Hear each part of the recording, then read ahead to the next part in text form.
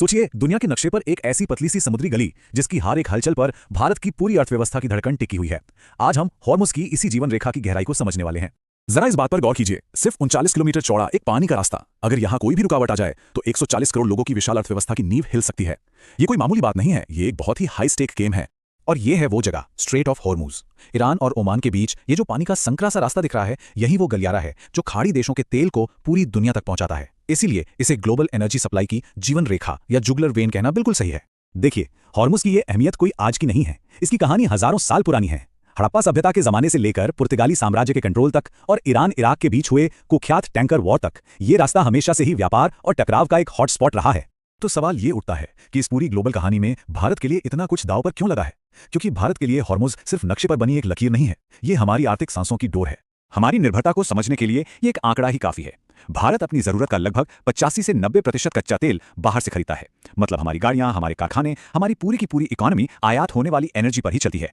और ये तेल आता कहां से है? हाँ, ये सच है कि पिछले कुछ समय से रूस हमारा सबसे बड़ा सप्लायर बन गया है। लेकिन अगर हम इराक, सऊदी अरब और यूएई जैसे अपने पारंपरिक खाड़ी दोस्तों को मिला दें तो आज भी हमारे कुल तेल आयात का 40 से 50% हिस्सा इन्हीं देशों से आता है। और ये सारा का सारा तेल हॉर्मुज़ के रास्ते से ही भारत पहुंचता है। तो मामला सिर्फ पेट्रोल पंप पर तेल की बढ़ती कीमतों का नहीं है जैसा कि अक्सर लगता है।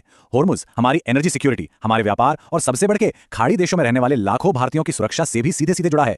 ये एक मल्टी डायमेंशनल लाइफलाइन है। तो अब आते हैं सबसे अहम सवाल पर। अगर हॉर्मुज़ में एक छोटी सी भी चिंगारी सुलगती है तो उसकी आंच भारत में एक आम आदमी के घर तक कैसे पहुंचती है? चलिए इस डोमिनो इफेक्ट को स्टेप बाय स्टेप समझते हैं। देखिए, ये एक चेन रिएक्शन की तरह काम करता है। सबसे पहले हॉर्मुज़ में तनाव बढ़ता है, फिर जहाजों को लंबे और कई ज्यादा महंगे रास्तों से घूमकर आना पड़ता है। नतीजा, भारत में तेल सप्लाई पर संकट के बादल मंडराने लगते हैं।